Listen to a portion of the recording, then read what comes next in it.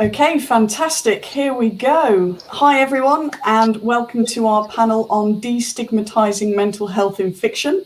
For the next hour and a half, thereabouts, we'll be discussing where our responsibilities lie as authors and creators when it comes to destigmatizing and writing sensitively but realistically about mental health in fiction and creative non-fiction. We'll be answering questions about the challenges of writing truthfully and authentically about mental health, and how the language we choose to utilize can pull or push a reader to make conclusions about characters based on both lived experiences and current media trends. So my name is Sarah Jane Slack, and I'm the founder of Inspired Quill. We're an independent, eco-friendly and socially responsible publisher based here in the UK. You can find all of our details at the bottom of the stream. So if you'd like to support the press and the authors here with me this evening by purchasing a book directly, we're definitely not going to complain. And I'll now invite the other panelists to introduce themselves before we launch into the discussion, starting with the incomparable Anne Goodwin. Incomparably. I'm Anne Goodwin, and I write entertaining fiction about identity, mental health and social justice, and I'm the author of 3 novels and a short story collection, all published by Inspired Quill, and I'll be doing my best to plug them as we go along. See them coming in from the side of the screen. Very gently. I don't think I've got anything to say about the short stories, but that might come up. and my past identity is one of my past identities is as a clinical psychologist, hence my particular interest in mental health. Brilliant. Thanks, Anne. So let's go next to the talented, even though he refuses to admit it, Craig Hallam. I knew that was going to be me. As soon as you started, I was like, brilliant, great, thanks for that. Hi, I'm Craig Hallam. I write all kinds of weird stuff, usually. I have about 8 books, 7 or 8 with Inspired Quill now. I mostly write kind of steampunk, horror, fantasy, sci-fi, that kind of thing. But I do have one book, my only non-fiction book, which is Down Days, which is about a personal experience of me basically recovering from a nervous breakdown. And it's written in real time, mostly as a therapy for myself, really. Nobody was ever supposed to read it, and then they did. I'm also an ex-nurse, and so I always have a little bit of experience working with people with mental health, as well as having my own issues as well.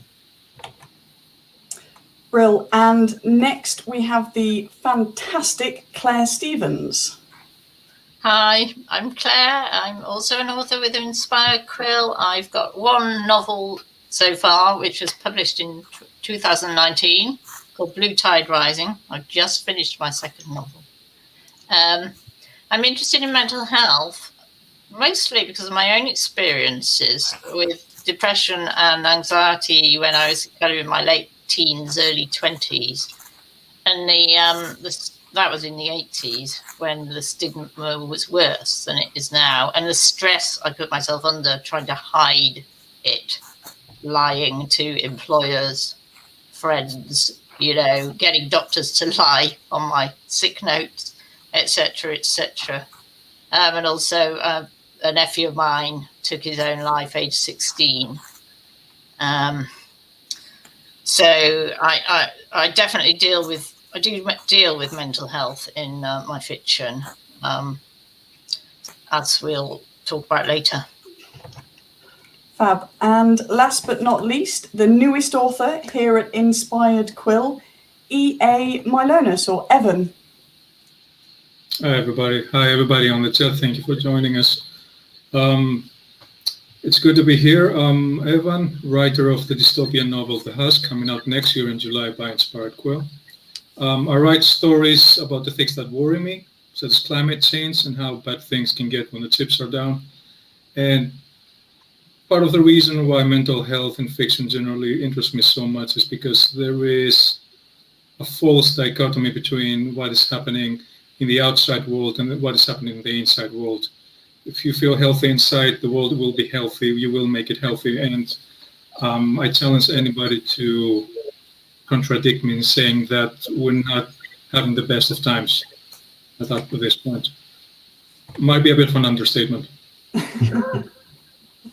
Excellent. Thanks, everyone. So what I'd like to do now is go into the questions. So we have a number of questions that we'll be chatting about. If you are joining us live on YouTube, first of all, thank you for your support. You're all amazing, wonderful people. Do feel free to pop any questions for any of the panelists in the chat, and we will probably come to those at the end. So as I say, do feel free to interact with us on the chat and post questions, and we will get round to them closer to probably between 8 and 8:15 UK time. So the first thing that I'd like to discuss with the panel is, in recent years, we seem to have seen a shift in how we as a society are more open in discussing and destigmatizing mental health in many areas. So from visual media to politics and in education. And I guess the first question I have is, do you think this change has been seen broadly in the publishing world, whether that's sort of behind the scenes in publishing or in the fiction and creative non-fiction that is being published? Or do we feel like the industry is still playing catch up when it comes to portrayals and discussions around mental health? So, Anne, would you like to start this one? I can have a stab and say, I don't know. I can actually say a little bit more than that. I mean, it's very difficult to judge, really, isn't it? From how much things have changed. I mean, I think I've definitely seen an increase in neurodiverse characters and looking at people with dementia from the inside, which I think is absolutely great. I'm less happy with the general discourse around mental health seems to me to be still dominated by diagnosed disorders. So it's still kind of, in my mind, very psychiatric. But I do think that stories, whether they're in books, fiction, film, or other media, like, for instance, soap operas and that, are a really excellent way of exploring mental health issues as part of the human condition, because we're connecting with the character and sort of seeing it from the inside. So that's me. What do other people think? It has been a bit of a natural revolution, hasn't it? I remember a time when nobody, I'm not that old, I promise. There was a time when nobody was talking about mental illness. But then suddenly big Hollywood stars started coming out and said, yeah, I suffer from depression or I suffer from bipolarism. And I can still remember that moment when Angelina Jolie came out and said that she's suffering from bipolar disorder. I hope I'm getting the terminology right. And suddenly it became a thing. Suddenly people were discussing about this. And films started catching up. I personally think that the publishing industry is catching up as well, because there is, now I'm not entirely sure how much this translates into actual titles, but there is a tendency to give a stand to more neurodivergent authors. Depression has been in books for quite some time. It started from young adult, if I remember correctly, because that's when it manifests, really. And when you have no idea what is happening to you, when you have no idea what's happening to your world, it's very easy to misidentify those symptoms and basically say, well, I'm feeling down all the time. This is just me. Well, not really. I think that's really interesting, and I think it goes back a little bit to what Anne was saying about this idea of the sort of focus still seems to be very, I think, Anne, you used the term sort of psychiatric. So, you know, this character has XYZ, like anxiety, or this character has ADHD, or this is an autistic character. And I think that it's very important to have not only the sort of character portrayal and the readers to be able to see themselves in these books in a way that isn't stigmatizing. So, you know,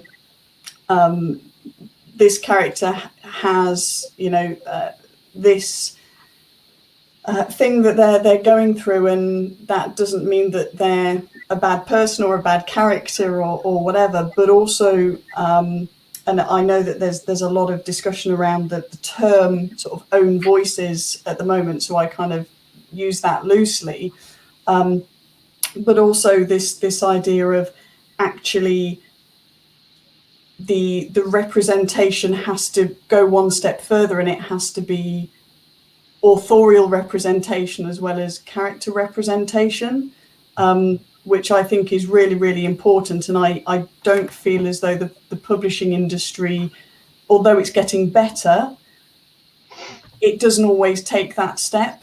So I definitely remember a time when any character who was slightly outside of the box, whether that was with mental health or, you know, sexuality, gender, race, whatever, it was kind of, we've got a character like this, where's our cookie, and a pat on the head.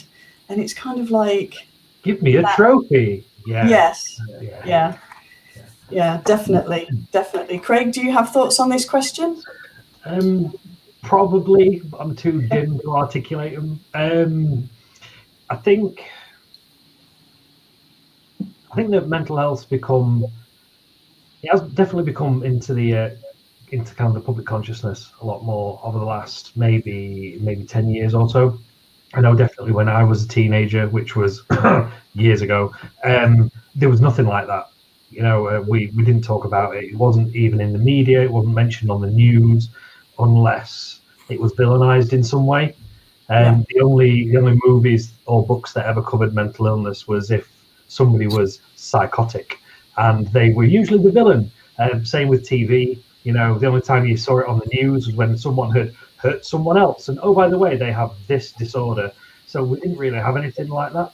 I feel like over the last few years, similar to kind of movements, like you say, with race and gender and sexuality and all that kind of thing, I think people as individuals are starting to break out, and they're starting to share their mental health stories almost as an act of rebellion. It's almost a screw you to all the people who can't handle it, and the media that can't handle it, and all the kind of the government and things like that don't really want to talk about it, which is nice. And that, I think the rise of the internet obviously has given us a massive favour, because now I can go on Twitter and I can go, I am having a really bad day, and I can let people know that, you know, my medication isn't working today, or maybe I've forgotten to take my tablets, which I do on occasion because I'm terrible. And we can express ourselves, and that means that you can find those people out there that are similar to you or struggling with similar things, and we don't necessarily have to wait for the characters in media to let us know that it's okay, and we've got each other, which is great. For writing it, to be honest with you, I've mostly done it by accident, and so the Alan Shaw series, that's a trilogy, ladies and gentlemen, it's a steampunk adventure, plug, is I didn't realise I was writing Alan with mental health issues until somebody who read it pointed it out. And I just kind of thought that I was just writing this guy who was going through life, struggling with stuff like toxic masculinity and things like that, and kind of just how he reacted to things. But when I read it back again after someone had pointed it out, like I said, because I'm an idiot, and I do things by reflex rather than by planning, I thought, yeah, obviously, he's obviously struggling with his mental health. I just have never said that. But it's nice when people pick it up through the behaviour of the character, rather than it being on the back of the book. Say, by the way, this is a character with depression or anxiety or whatever. Definitely. It's nice to find it out as you go along, you know? Yeah. I think for the author as well as the reader sometimes. Sorry, Hannah. I'm saying for the author as well as the reader, sometimes it's nice to find it out as you go along. And in the last book, I'm now fully kind of into kind of embracing that side of his character. And, you know, the last book has become about is how he deals with things or doesn't deal with things, because Alan is not necessarily the best person. Yeah, he doesn't deal with things in a great way. You know, he's a cautionary tale, really. But it's been fun to write. I think what you're saying there as well goes into, so Sarah Highmarsh, hi Sarah, good to see you with us, on YouTube has just said that it's important to make sure the condition informs the plot rather than the condition being the plot. So she says, yeah. I have depression and anxiety related to autism, but that is not my story. And perfect. Yeah. Yeah, I think that's really important. And, you know, it is important as well to have these stories whereby, you know, the condition could be the plot for whatever reason, but that has to be a very mindful, very careful choice 100%. rather than this tropey character sort of thing. Yeah, I've read a lot of characters that have become a trope. This is the character who has anxiety, for instance, but there's nothing else about the character. That's it. That's their entire thing. It's like, no, that character is a person with all this kind of complexity to them. They also have panic attacks. It's one part of them. It's not the whole thing. You know? Yeah, definitely. That's what we're hoping for. So, I guess another question is, where do you kind of draw the line between the vulnerability any character may have and a mental health challenge? So again, going back to what Anne was saying about, you know, something that's specifically diagnosed versus a character who you might not specifically say, this is the character with this kind of thing. Claire, this is something that you do really well in your novel Blue Tide Rising in terms of the character of Amy. I was wondering if you could start us off with answering this question about where you found that line between vulnerability and having a air quote mental health problem. I think it's a really kind of subtle, nuanced thing. And I think, as Craig said, I didn't really set out to write a character who had mental health issues. That was just one aspect of her personality. It wasn't the main event. But it just developed as the character developed. Personally, I don't much like labels, and I think it's important to show the character's issues through their behaviour, as you would any other aspect of their personality. We all have mental health. I can't think of anyone I know in my personal life who hasn't at some point had what you might describe as a mental health issue. All characters in life and in fiction experienced emotional pain. It's part of what makes us human. So for me, it's a matter of just kind of weaving that in, along with all the other things that make that character who they are. All fiction inevitably contains psychology, and mental health's always been dealt with in fiction. It's always provided rich material. I like to think, I guess this is going back to the earlier question a bit, that it's been dealt with more slightly, hopefully more subtly. I mean, the Victorians were very fond of mad women in attics. I like to think that we're dealing with it now in a more subtle, nuanced way, and that we're weaving it in to the characters. And that's certainly what I hope to achieve with Amy, and also with characters in my new novel. It surprised me, actually, going back to what Craig said, it surprised me that some reviewers describe Blue Tide Rising as a mental health novel, and it just hadn't occurred to me to kind of view it in that light. Sometimes the readers just know us better than we do, I think. Yeah. Or they read things in that we'd never intended. Yeah. Yeah, that's a really good point as well about this this idea of, you know, nuance, and I think it comes back to something that I'm always, you know, banging on about, which is writing mindfully. And, you know, that approach of, as you were saying, Claire, that kind of journey that all of the characters undergo, whether that's a specific, you know, point in time where something changes, or working through a particular challenge. And of course, you know, with mental health, it's always not an ongoing thing. You know, it's never, you know, I'm always happy, and then on Thursday I'm sad, and then that's it forevermore. Well, that would be great. I could deal with that if it was like that. It's this, you know, roller coaster up and down, and you know, not even being sure why one day you just feel like you've got a little gremlin sat on your chest all day. You know, so I think that's a really really valuable point. Evan, what do you think in terms of again, this idea about vulnerability versus mental health, and this kind of tipping point? I actually want to ask Anne about this, because correct me if I'm wrong, but there isn't, most mental illnesses are not black or white. There are spectrums, there are ranges. Say that again.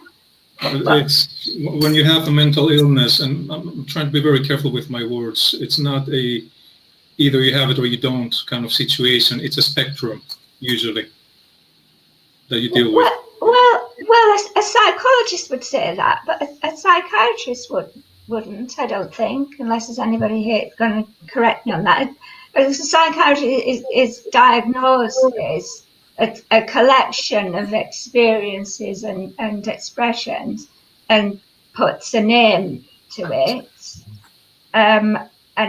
And I think it is treated as you've either got it or you haven't. I mean, there can be degrees of it, and it can vary. But that's one of my beefs with it, really, is that, you know, I think it's true that some people suffer more with challenges to the mental health than others do. But like Claire said, and you know, others are agreeing that we all have issues, whether they're diagnosed or not. And I think there's a real risk when we look at the being that line, and we look at it in terms of psychiatric diagnosis, that gives the impression that if you haven't got this label, then you must be okay, which is crazy. And the other way around, I guess, if you are suddenly labelled as you have depression, or you have anxiety, or you have autism, or you have ADHD, you know, I guess for some people that can be quite liberating, right? Because it's, this makes sense now because of, you know, all of these things in my past. Suddenly, you know, that's because of this. Whereas, you know, for someone else, it could be quite claustrophobic in a way to say, I have anxiety. Does that mean that X, Y, Z?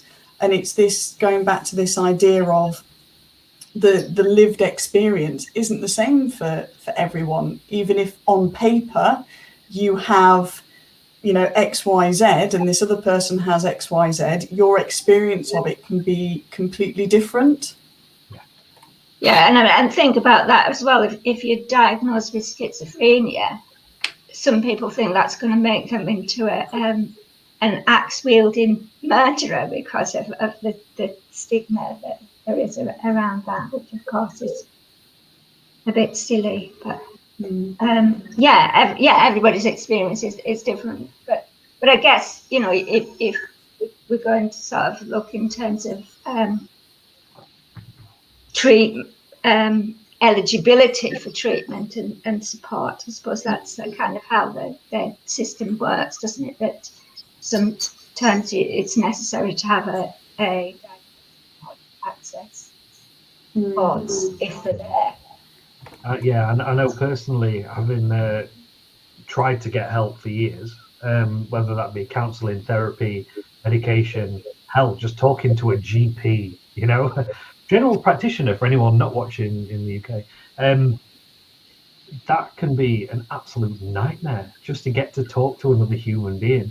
And I've been dealing with this for forever.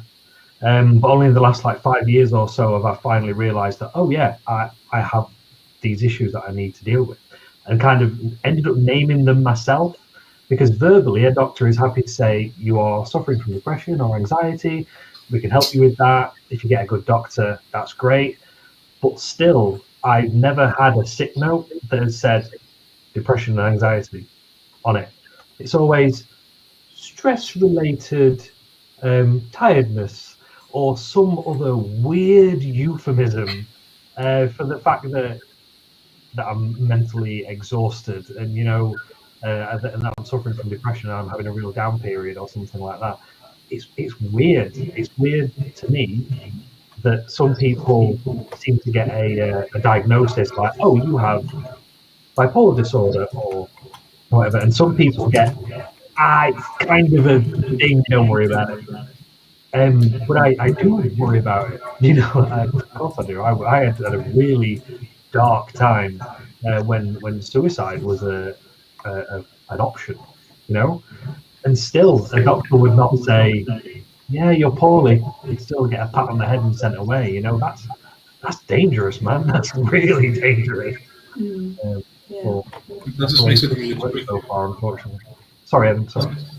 It makes it really tricky, right? Because where do you draw the line between personal vulnerability and mental illness? Exactly. Maybe the answer is just ignore all the labels and just call it mental health, like Claire said. Yeah.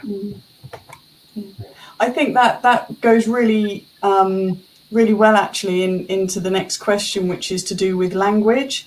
So, you know, in what ways language helps to shape our understanding of mental health issues, especially those that aren't, you know, lived experiences, and also contributes to the destigmatizing, or in some case stigmatizing, of characters and by proxy the mental health conditions that these characters might have. So a really easy term is, how do we see really common words such as crazy in fiction, and at what point do these widespread words become oppressive and harmful? You know, I know from personal experience trying to be more mindful in the words that I use verbally, and not saying, oh, it's been really crazy today, or, you know, don't act crazy, or and trying to be more precise with the words I use, or even things like, oh, that's really depressing news. It's kind of maybe, you know, we need to be careful sort of day to day and mindful, and then you know, using that in fiction. But it's really difficult, because the reality is a lot of people do still use those words, right? And there's a difference between an author using those words in a novel and an author getting a character to say, stop acting so crazy. So I'd really like to hear your thoughts on, you know, where that line is, and also the way in which you feel that language helps or hinders with this destigmatization of mental health, especially in fiction, because, you know, the underlying sort of get out of jail free card that authors always tend to use is, well, it's a character that says it, when actually it's the author writing what the character says, right? We've all got you know, we've all got a responsibility there, and we need to weigh up that responsibility versus the authenticity of what we're writing. Craig, thoughts on this one? Oh, that's really difficult. Why would you pick me first? This is like school. I was hoping someone else was going to give an answer, and I could just go later. I'll go. Go for it. There we go. Because you say, I might not have a kind of politically correct view about this, actually. I mean, you're saying the word crazy, but I don't think people actually think crazy is related to a mental health issue. It's moved so far away, in my opinion. But I also think it is a huge problem really around this issue. Is like, how do we talk about it? You know, Evan, you were saying before, you know, choosing your words carefully. And I think that the fact is that something that we fear, and we fear going crazy, perhaps. We want to distance ourselves from it. It will, whatever words are used, it will inevitably end up having stigmatizing connotations. And we look at that within services. I mean, a nice one is, for me, because it's kind of changed in the period of time that I was actually working in these services, was not to do with mental health, but people who I trained to work with, who were at one point called mentally handicapped people. Then it turned to people with I'm going to get it wrong now, a learning disability, and then there was something else. Special needs. Special Sorry? needs. Special. No. There was something else, but yeah, but it's that kind of thing, really. There was something like that, and it moves along because it gets stigmatized, and we want to, but I'm not sure that there's an easy answer to that. And even the term mental health, which is the most widely accepted at the moment, I think, isn't that actually a misnomer? Because when we're talking about mental health, and we're saying about this event about reducing the stigma attached to writing about mental health, but don't we actually mean mental ill health? Because mental health, surely that's something that we would value, you know, to be mentally healthy. So I think it's always confusing. I mean, sorry. It's maybe, to me, as I've said before, it's better than using mental illness, because that has other particular implications. But the terms that some psychologists prefer to use, terms like to move away from the illness model of talk about emotional distress as a term, but sometimes that isn't strong enough, really. It doesn't feel strong enough for what people experience. So I actually think it's quite difficult, really, to find a language that sufficiently communicates the severity of the disturbance, distress for the person, but isn't stigmatizing. Yeah. And also going forward about, sorry. No. Yeah, I was just going to say, I think as authors, we can show the behaviour of a character using non-stigmatising language, but you can also throw a light on how people do get stigmatised through other characters and what they say about it, how they describe it, how they talk to somebody. So I think it's a kind of double-edged thing. I also agree with Anne in the sense, I think it's a fine line between wanting to destigmatise and ending up policing language so much that you're watering it down. Yeah. It's that language development thing, isn't it? The evolution of. Yeah, it's like because I write steampunk, folks, in case I hadn't mentioned it already. So you know, I kind of involve myself a lot in Victorian literature and stuff like that. Things like the word hysteria, you know, was really prevalent in the 1800s. You get to the 1980s and it's an album by Def Leppard. You know, the language has changed. It means a completely different thing. Listen to that album as well, kids, because that's awesome. It's that strange development. Similar to what Anne was saying, I don't think the word crazy means what it used to. And I also know that a lot of people, kind of similar to how terms like gay used to be derogatory, and now gay people have taken it back for themselves, and now it's it's just how they express Like the themselves. word queer, Yeah. for example, as well. That's quite a prevalent one.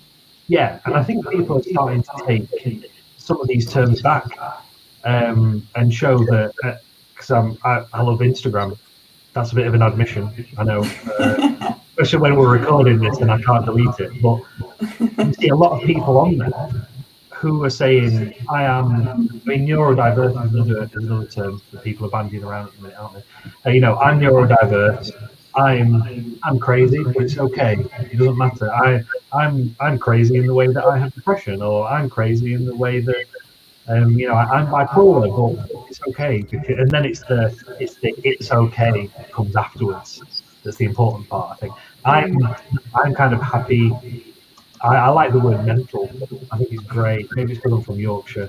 But I'm quite open about it, and I don't mind saying to people, I'm mental, but you know what? I manage it. And that's me taking it back to me. That's my word, and I can use it.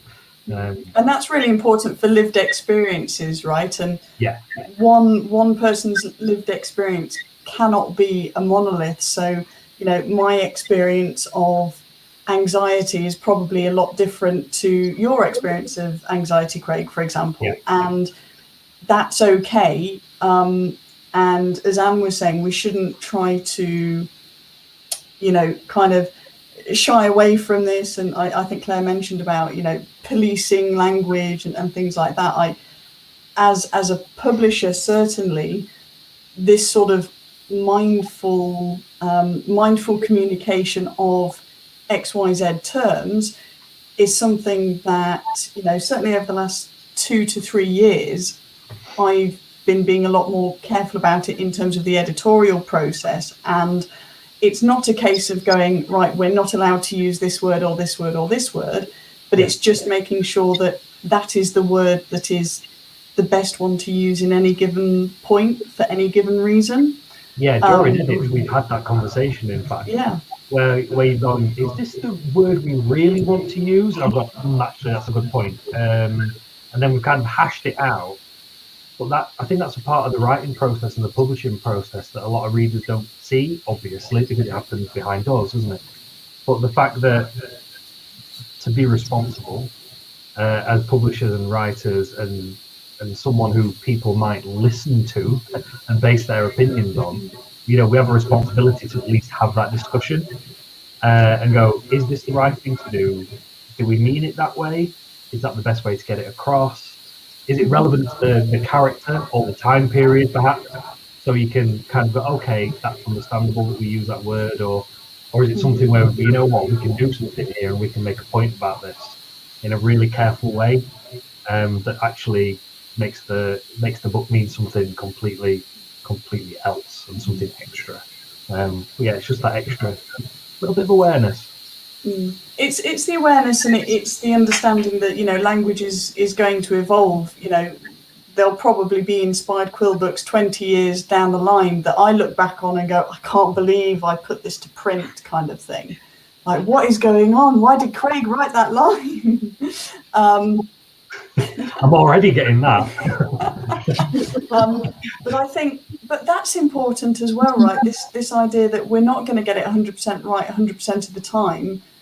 But again, going back to this mindful writing and being as careful as we can. And if we do, slip up for whatever reason, then, not getting super defensive about it and learning from it going forward, which is obviously always incredibly important. And it goes back to this idea of, is the publishing industry keeping up and changing? Well, the publishing industry generally is a bit of a dinosaur, so moves very, very slowly.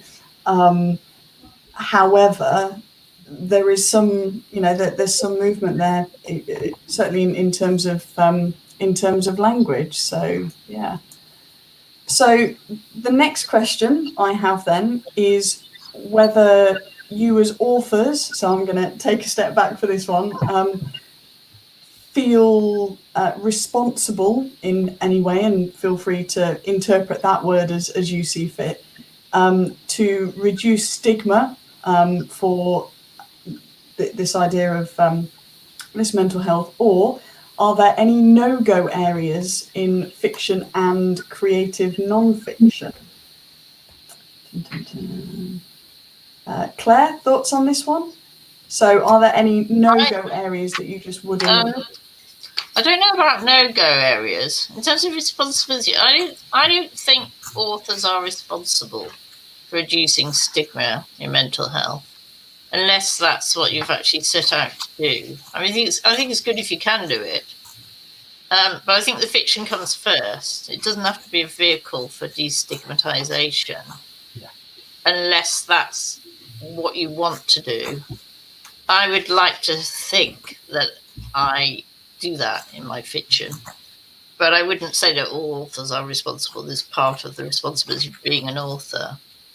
I think there can be a danger of picking an issue. I think, as Sarah said in the chat, picking an issue first and fitting in the character around that. And that's what tends to happen in soap operas. They pick a social issue and then just pluck a character out to have that issue. So I'd say write about the character first, show them how they are. The mental health issue is an aspect of someone's personality, and it may be crucial to the plot, or it may not. It may be crucial to what makes them tick, but it's not a standalone. It's part of what makes us human, really. I'd say absolutely avoid stereotypes. Having said that, if you can destigmatize through your writing, then that can only be a good thing. I don't think I can't think of any no-go areas.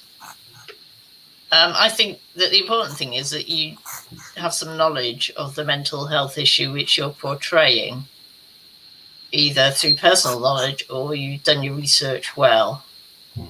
That's really interesting.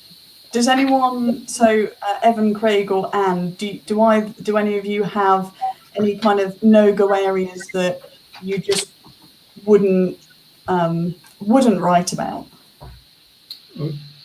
Well, as far as I'm concerned, we do have one responsibility, and that is being compassionate. Forget about stigma or non-stigma, because in the end of the day, we're all humans anyway, right?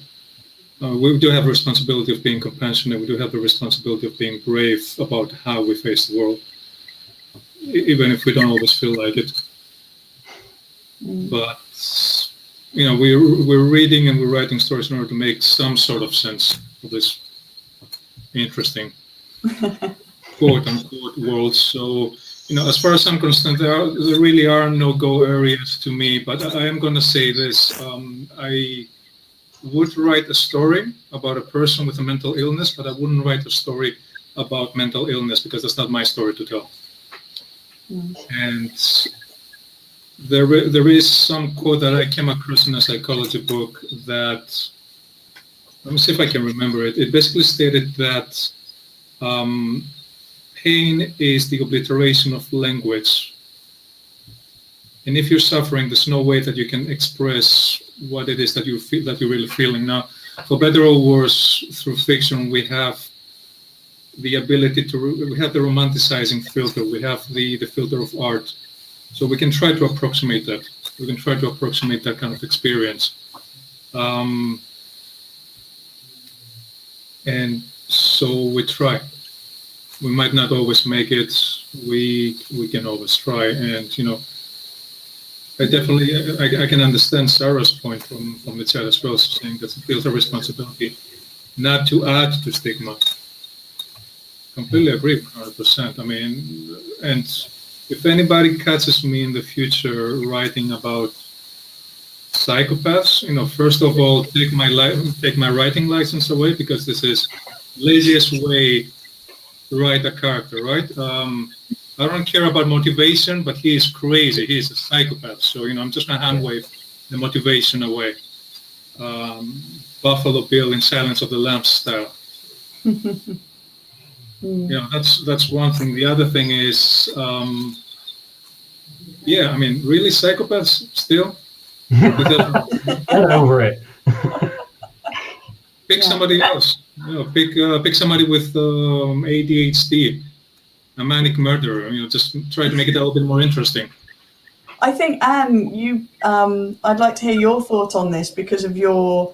I'm thinking mostly of underneath here. Would you like to add?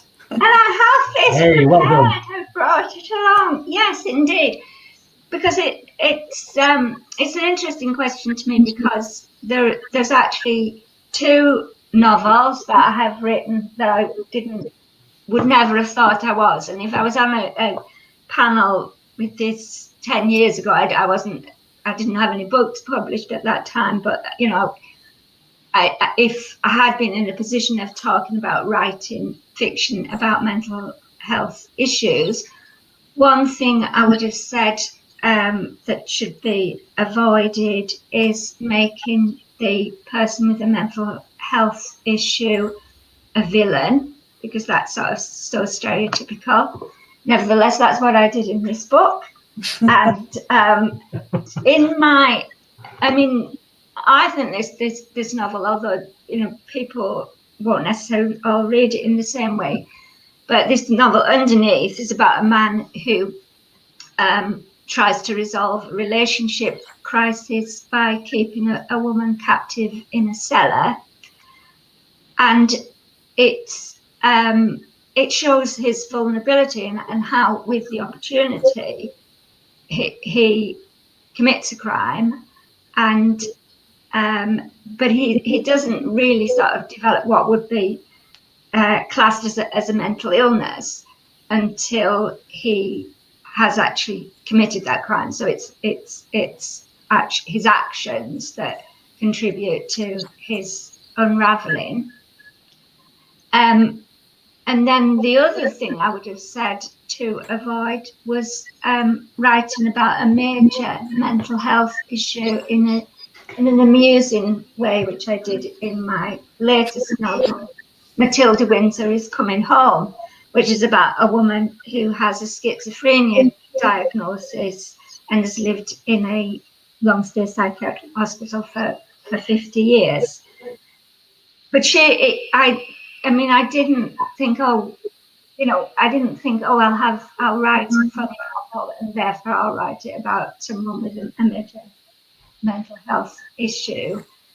It was, I was interested in the character and I was interested in the situation, and then was a little bit surprised when I found that it was rather humorous and a little bit disturbed, really, but it seems to have worked. I've had positive responses from people about their ability to connect with the character actually through the humour.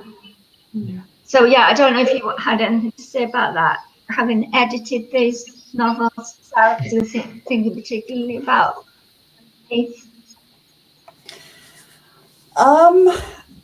Right, it was meant to be you folks talking. All right. We've done the old switcheroo. Yeah. I feel ganged up on.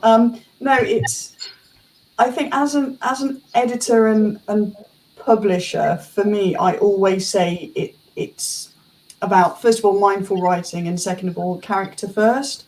So that's one of the big sort of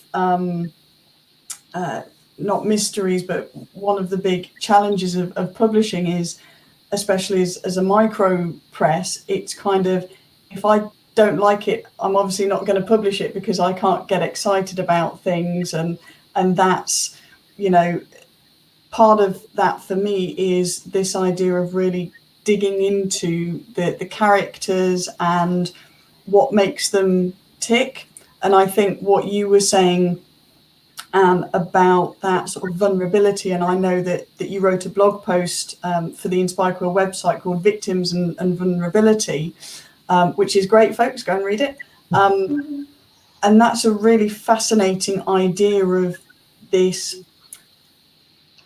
the idea of why do these people do what they do, and that doesn't always have to be this amazing redemption arc where it's all sunshine and rainbows at the end. Sometimes the ending of these stories with these people can be quite bleak in some ways, or sad or whatever, not sort of happiness and sunshine all the time. And I think that's a really important thing to kind of understand as well. And going back to what Claire said about stereotyping, part of you kind of thinks, well, stereotypes are sometimes there for a reason.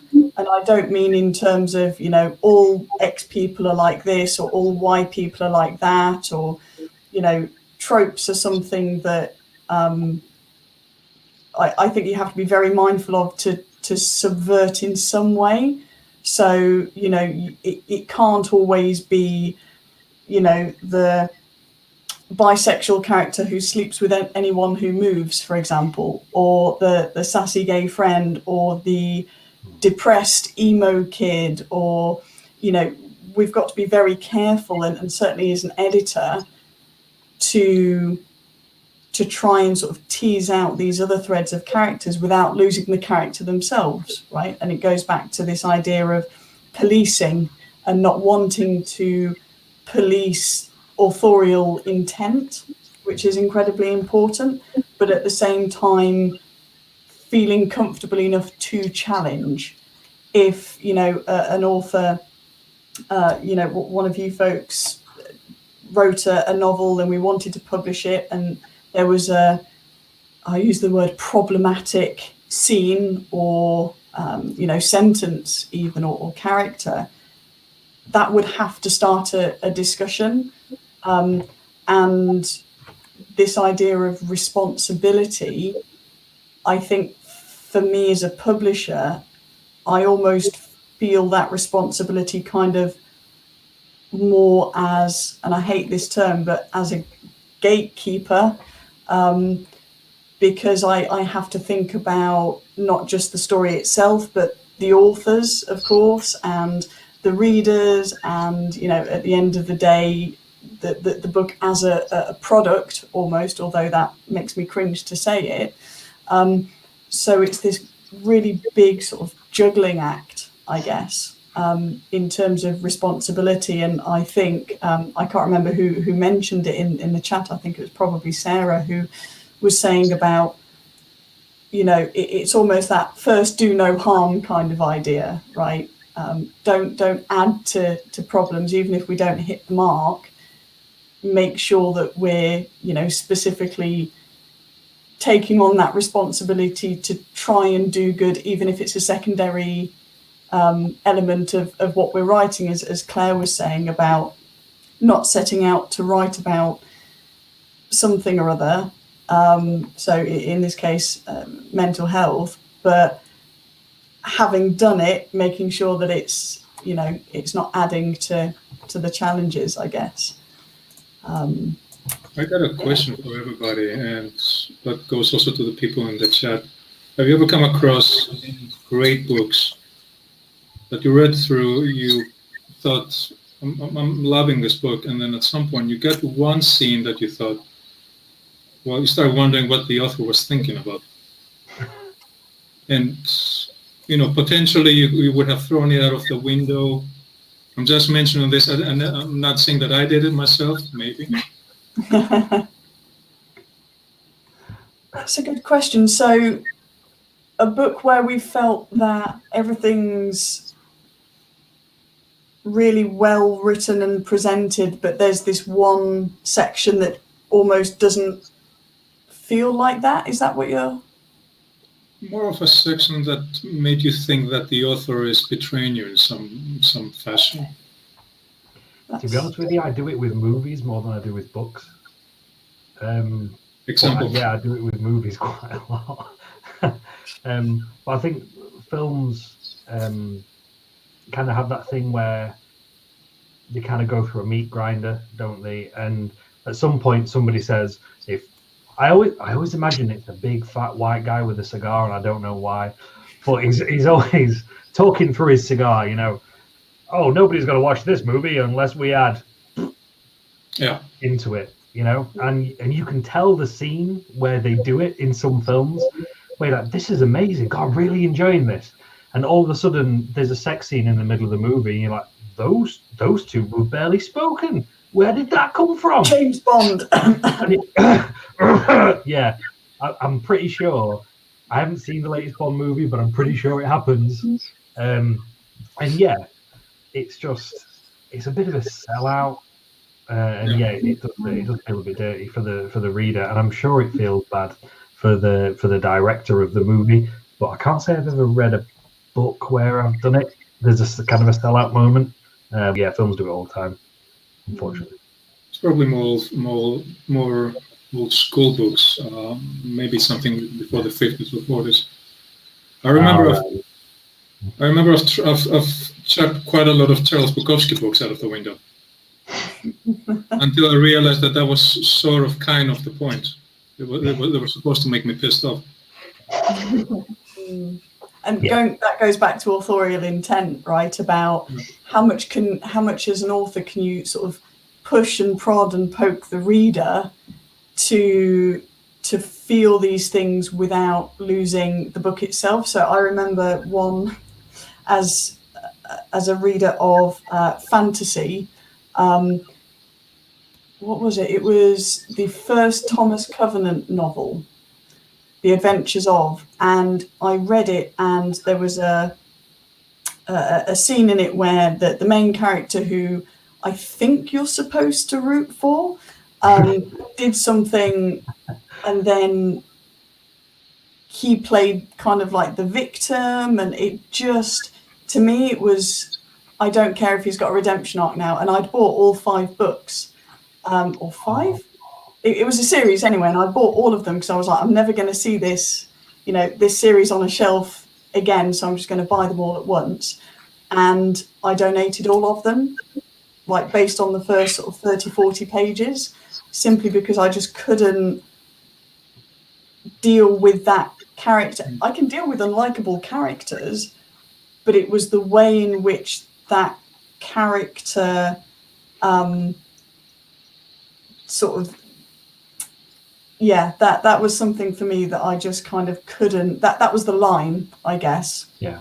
And it's just figuring out where that line is going to be for the majority of your readers, which is an impossible task, especially when you have a slightly unlikable protagonist for whatever reason, because everyone's going to have their own point, whether that's, a slur that the main character says in the heat of a moment, or an action that they take against someone else, or whatever. And I think this kind of goes into this idea about, content warnings, which is something that we've started putting in the front of all of the Inspired Quill books on the copyright page.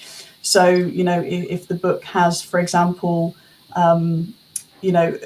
themes of mental health or suicide, or, attempted rape or anything like that, we now put it on the copyright page. And I think that does help to forewarn readers who genuinely need that for their own personal health while reading, right? And it doesn't take anything wrong with away a trigger warning. I think that's just being responsible. Then it's looping back to being responsible again, isn't it? And going, you know what? Some readers might find this difficult. Let's just drop a couple of words, just a line, just to let those people know you might want to take it easy with this one. That's just caring. I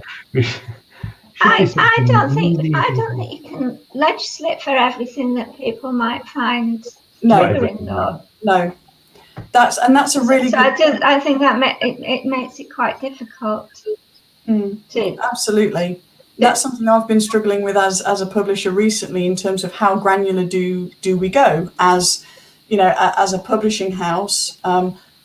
If there's a fantasy novel set in a war-torn world, maybe I'm not going to put warning, character death. Or, if it's a book about, I don't know, I can't think of anything now. My head's gone completely blank. I'm not going to put warning, automaton squishing in Alan Shaw books, for example. Maybe you should. Maybe you should, maybe. But yeah, that's a really good point, and I think that it comes back to this layers of responsibility.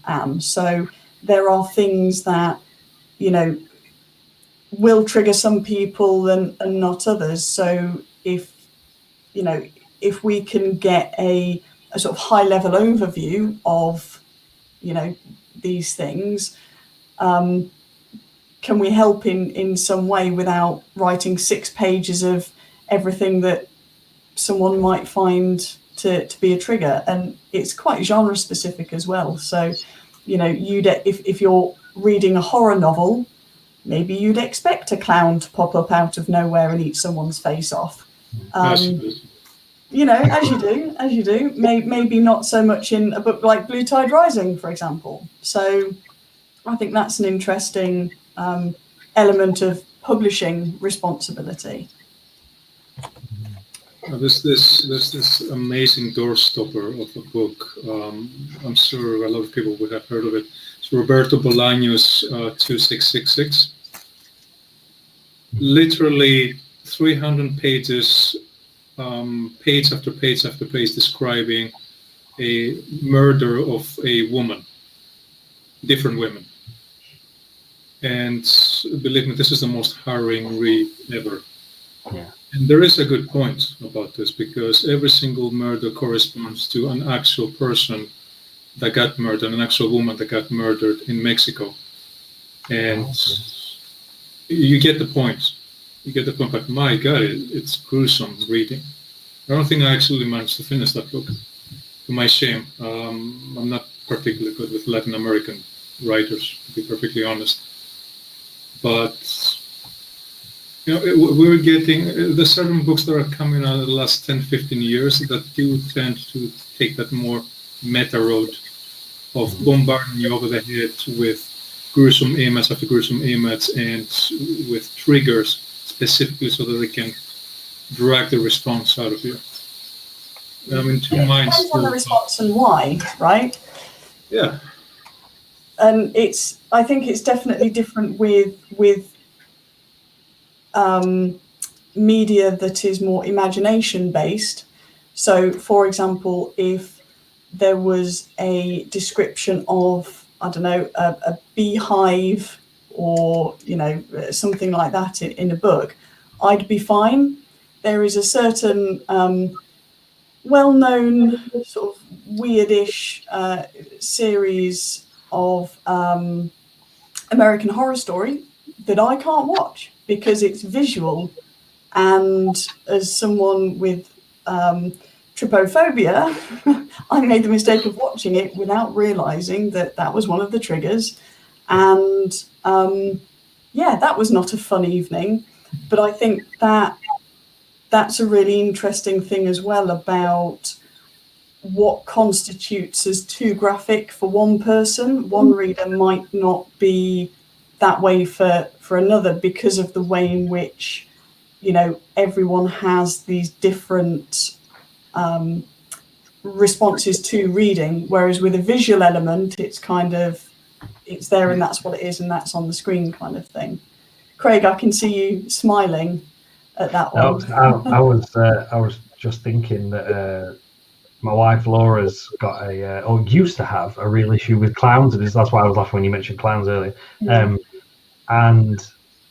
She's actually doing really well, and she's mostly kind of come to terms with it quite a lot. And she can watch clowns now on screen, but yeah, it can be real difficult. We watched an episode of Supernatural, for any Supernatural fans out there. Yes, I'm a geek too, you and me, kids. And there's just a murder clown for no reason in the middle of an episode. We had no idea that it was coming, because why the hell would we? And we were sat there on the sofa having a lovely time and watching Supernatural.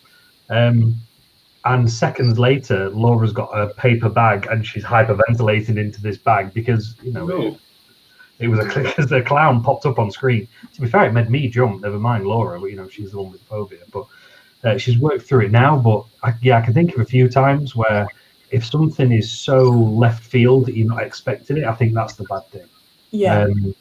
Blurbs kind of cover a lot, don't they? On your blurb, it would normally describe if some murderer is ripping people to pieces and leaving them on other people's doorsteps or something like that. That's usually in the blurb, so that kind of implies that maybe you should be careful with this one, kids. But then it's the stuff on the copyright page is the responsible stuff of, by the way, and like you're saying, an attempted rape or something happens in the book that you would not see coming. You just turn a page and all of a sudden this horrible thing happens. I think it's probably things like that. Otherwise, we're going to get to the point where we're going to have to PG-13 our books and put like the extended threat, colourful language, and that kind of thing, which is actually very funny. I do love those screens when they pop up because I go, "Ooh, colourful language, great!" I love a film with colourful language. But yeah, it's that balance between trusting people to read the blurb and check out the cover and look at something and think this is going to be okay, and just letting someone know that something is going to come out of left field and kind of slap you in the face. The other thing, Evan, is I wouldn't beat yourself up about not finishing that book, to be honest with you. That sounds horrendous, and I don't think I'd have made it through either. So, and I'm a avid horror fan. There's something about reading a book, though, isn't it? And it's inside your own head that just makes it so ridiculous.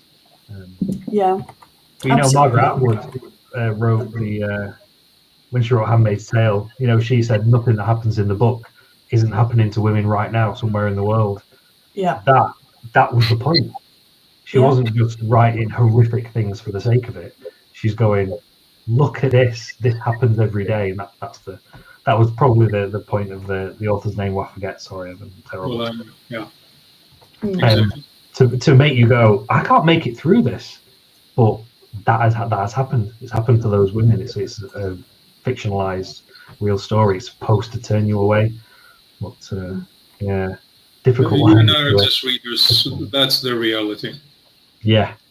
Point made. Yeah, exactly. Yeah. And also that I think that speaks very well to sort of coming back to this thing of destigmatizing mental health, and it's not always sunshine and rainbows. It's not always at the end of the day people are happy and they can live with whatever, or they get cured, which is another thing that is a really dangerous trope about either they're depressed forever or they're on happy pills and they live a perfect life. It's not. We were talking earlier about this like false binary. And you do this very well in your novels about this idea of it's not always a happy ending. I think mine are lovely, jolly happy endings. Not always, I said. No one will know which ones I'm talking about. I don't know. I don't sort of set out to write happy endings, but actually, yes, they're not.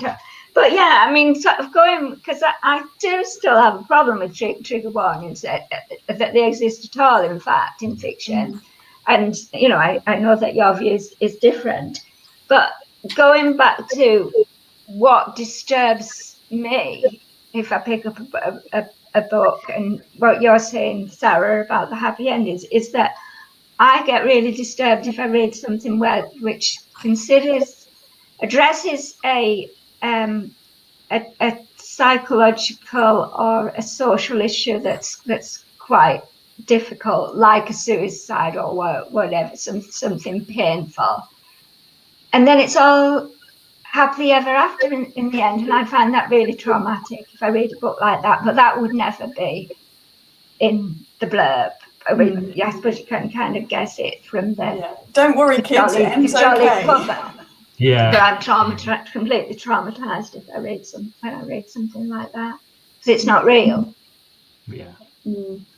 So, but yeah, so I like my books to be hopeful if they can, but authentic.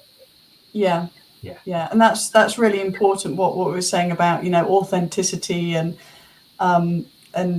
being compassionate, as Evan was saying, being compassionate with that authenticity as well is important. So I just want to ask one more question, and then we will go to the comment section on YouTube. So folks, if you're still with us watching on YouTube, first of all, you're awesome. Thank you. Second of all, if you do have any questions for myself or any of the wonderful authors with me here this evening, do pop them in the comments section within the next couple of minutes, and we will try to get through a couple of them. So the last question that I want to ask, and I think I'll start with Anne on this one, is when writing these characters, what level of research do you undertake in addition to any lived experiences in order to write authentically and non-tokenistically? Right. Well, to listen to my I don't do any research other than basic fact checking, but I do read widely, and I have 25 years experience of learning about mental health through my professional work. So yeah, so I tend to write about things that I already know a bit about anyway, and that I think for all of us, if we write well, then empathy is our superpower, and it's about getting under that and into that, and getting into the character, and then it's just little bits of checking. So that might not have been the answer you were hoping for from me. I didn't have any expectations, Anne. No expectations. But that's a really interesting point, what you were saying about, you kind of write largely what you know, but there are little elements that you fact check as you're going along, which is interesting. Craig, what's your sort of approach with this? Annoyingly, kind of similar to Anne, actually. So after I was a nurse for 10 years, not as much experience as I have. I was a nurse for 10 years, and so I've done a lot of learning kind of around mental health and stuff like that already. So a lot of it is kind of at the back of my brain pan, just kind of waiting to be used. My main research is anything technical, anything to do with machines or anything else that smart people do, because I have no idea. Even when I was a nurse, I was just good with the people, not so hot with all the technical stuff, So I think it's the only time I have kind of looked things up is when I thought, wait a minute, is the reader not going to relate to that because that's just a me thing? And like we were saying, everybody's experiences are so different. Sometimes I think, oh, I wonder if that's just me that does that. And so occasionally I will do a little bit of research, but I don't really find kind of the NHS website, very useful. A list of symptoms for a mental health thing or behaviours doesn't really do anything for me. I sound a little bit Welsh there, didn't I? But it doesn't really do anything for me. So I tend to hit YouTube. I look for interviews with people who have certain issues and things like that, and I find that way better to watch someone's body language, watch how they express themselves, and kind of pick it up that way. But I am a body language person, watcher kind of person, so I guess that's just why I do it. Or a movie that's done it particularly well, and it's kind of lauded for really kind of respecting the way that someone is. I might watch that film and think, oh, actually, if that's a really good portrayal, then that's really good to have in the back of my mind when I'm writing something. But I'm a very kind of visual person. So. Yeah, and when you say a film that's been lauded as, is that lauded by the people who potentially share that lived experience? Yeah, so, for example, I usually look at like the Mind website and stuff like that, and it's like, oh, by the way, this is a really good film. If you suffer from this kind of thing, this is a really good film. We think you'll like this. I'm like, oh, okay, that must be good. If people who actually, I don't really care about awards and stuff. I don't really care if it's won an Oscar. I'm not interested. But if the people in the community it's supposed to be representing love it, that must be for a reason. So I usually watch that kind of thing instead. And likewise, right, for books or other media where people who are part of that community, whatever that community is, say this is a really dangerous representation, or it's just a flat out what is this nonsense, then that's something to listen to and consider as well, and dig a bit deeper into, well, why. Yeah, if you're careful, sometimes watching and reading those can be a good thing as well, because you can go, oh, great, that's not how to do it. But you do have to be careful not to get that into your head as a good example, if you know what I mean. So I kind of do that liberally. Yeah. Claire? For Amy, I drew largely on my own experience. I think mental health issues are all, I stayed within what I knew about from my own experience. The only area where I did need to do more research was she's on diazepam. She's misusing diazepam at the start of the novel.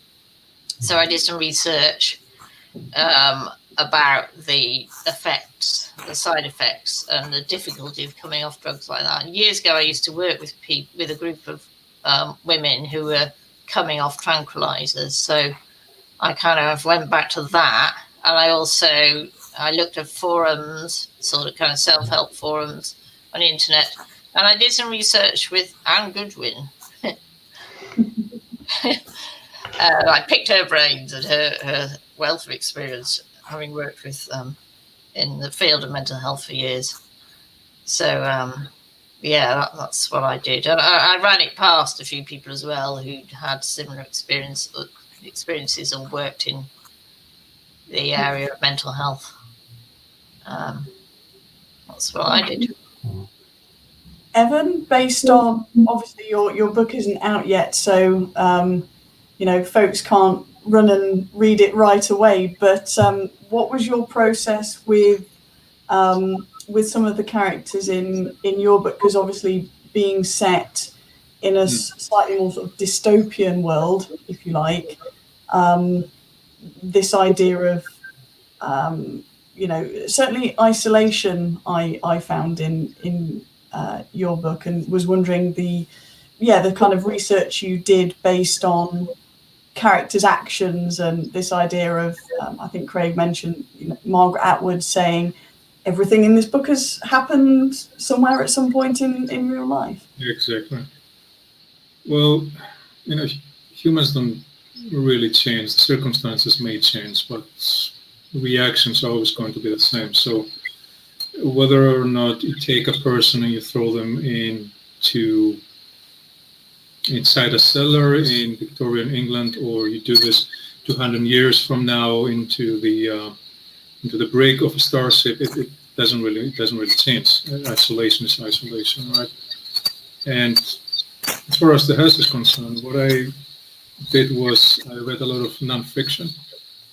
I wouldn't go as far as to say that I read as much nonfiction as fiction, but there is a huge treasure trove of psychologists, medical doctors writing in a very interesting manner about all sorts of conditions, all sorts of situations that people have found themselves in. There is a seminal book which, for the life of me, I'm going to regret this. I'm going to regret not remembering it. There is a seminal book about people finding meaning while being in concentration camps in Second World War. Bought the book, bought the audiobook as well. And that kind of, you cannot imagine a more terrible kind of fate to find yourself in.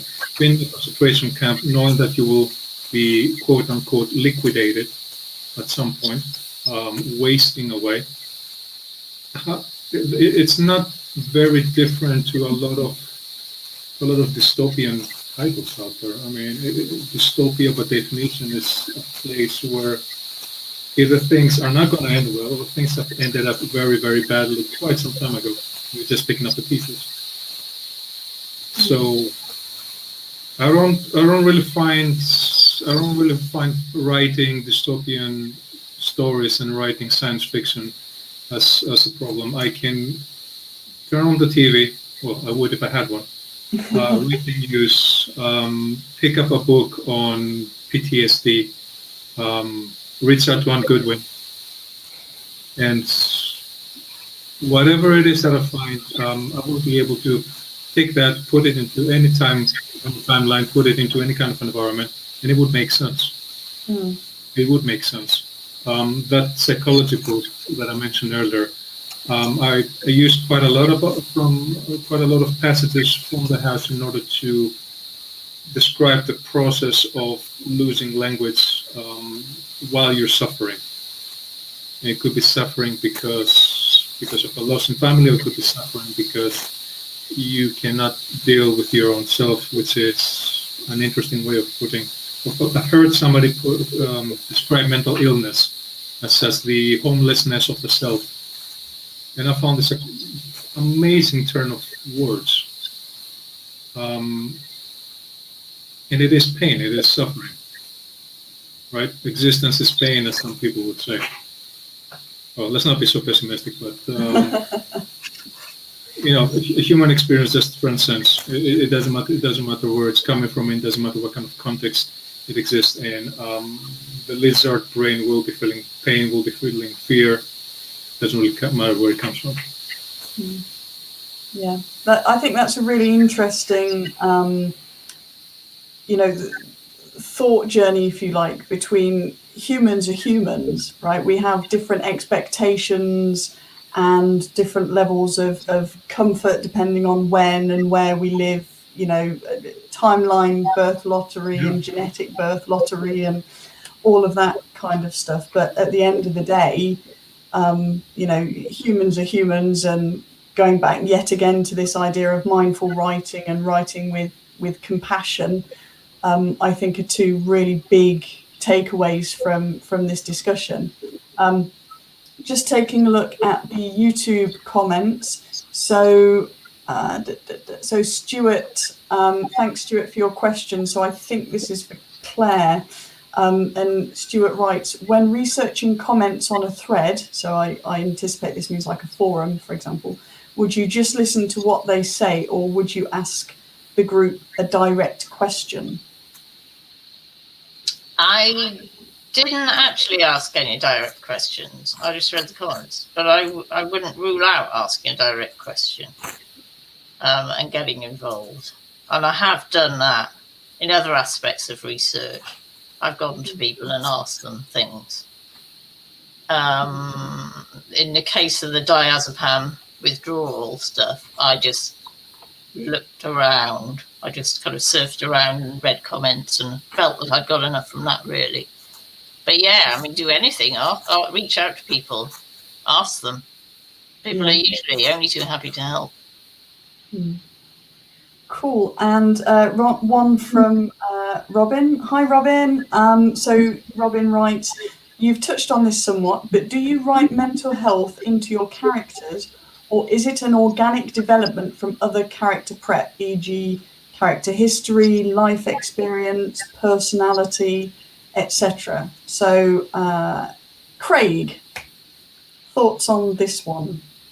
As with everything, I tend to do it by accident, and it just kind of happens. I think that the two major ones are probably Alan from the Alan Shaw series.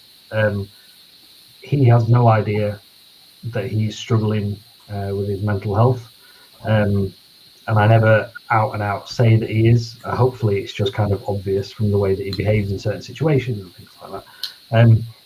And I didn't realize that, as I said, until a reader pointed it out. So no, I had no idea. It's just how he developed as a character. With Oshibana Complex,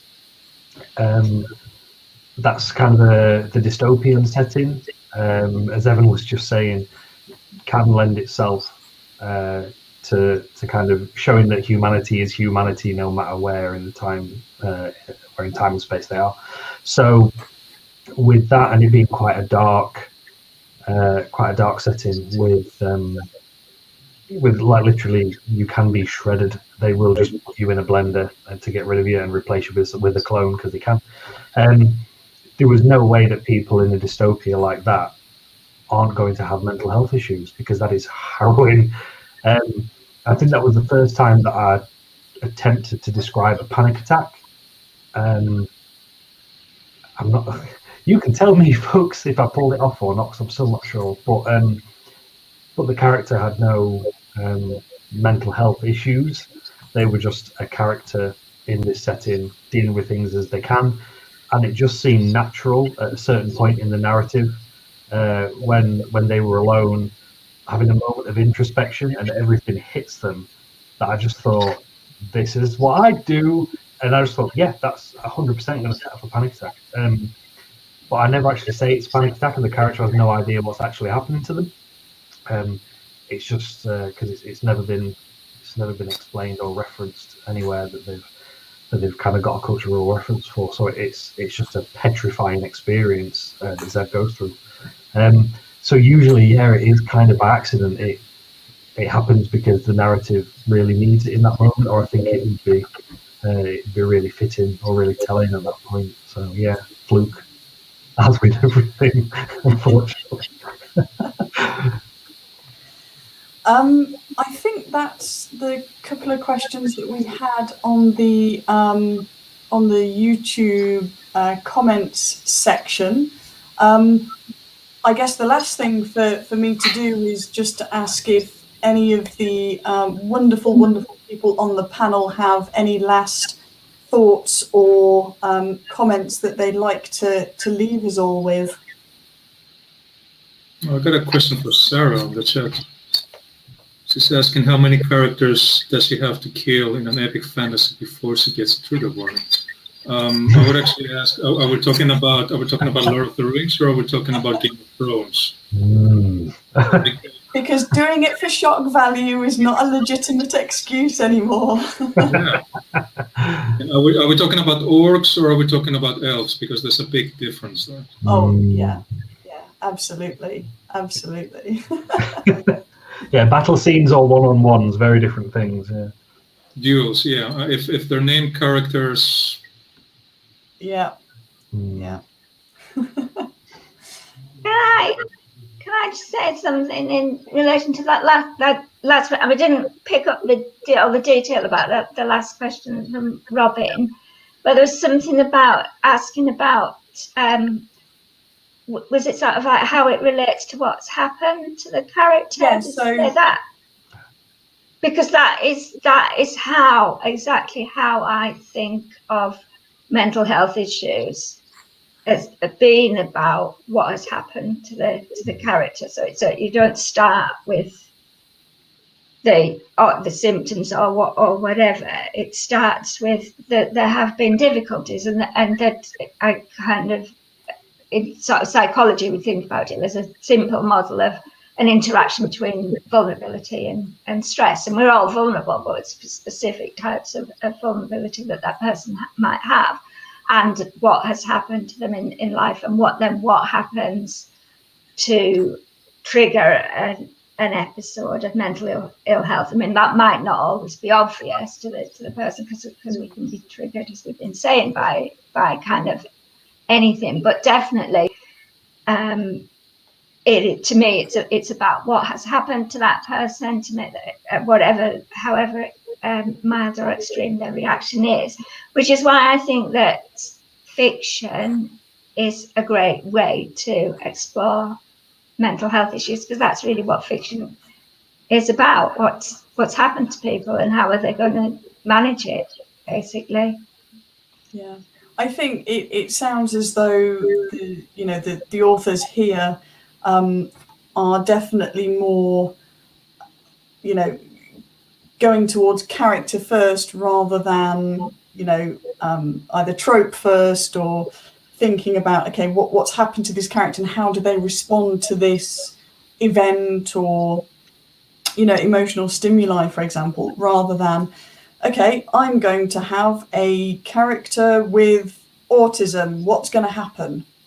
Yeah, and I think that's a very, very powerful a very important difference, and actually it's a difference that you can, as a reader, especially if you know you read a lot, you can see the difference so clearly when an author's gone, I want a character like this, rather than this is my person, this is the situation, and then what's the journey from this kind of organic perspective, if you like, rather than trying to shoehorn something in that might not fit the greater character arc. So yeah, goes again back to mindful writing, folks. That's what it's all about. Fantastic. So I don't think there are any other questions in the YouTube channel. So we are 3 minutes over. So if you've stayed with us for the full 93.5 minutes, thank you. Really appreciate it. Hopefully you've found this event interesting, useful, enlightening even. You never know. Thanks again for joining us, and Evan, Claire, Craig and Anne, thank you so much for spending time chatting this evening. It's been wonderful, and hopefully this will be the first of many panel discussions about a whole host of different things relating to stories and how we work here at Inspired Quill, and hopefully the industry in general, maybe. Depends how many toes we want to step on going forward. All of them. All of them. Thank you, everyone, again. And hopefully this will record so we can share it far and wide. And we hope to see you for the next one. Bye, folks. Thank you very much. Thank you. Bye. Bye-bye. Bye.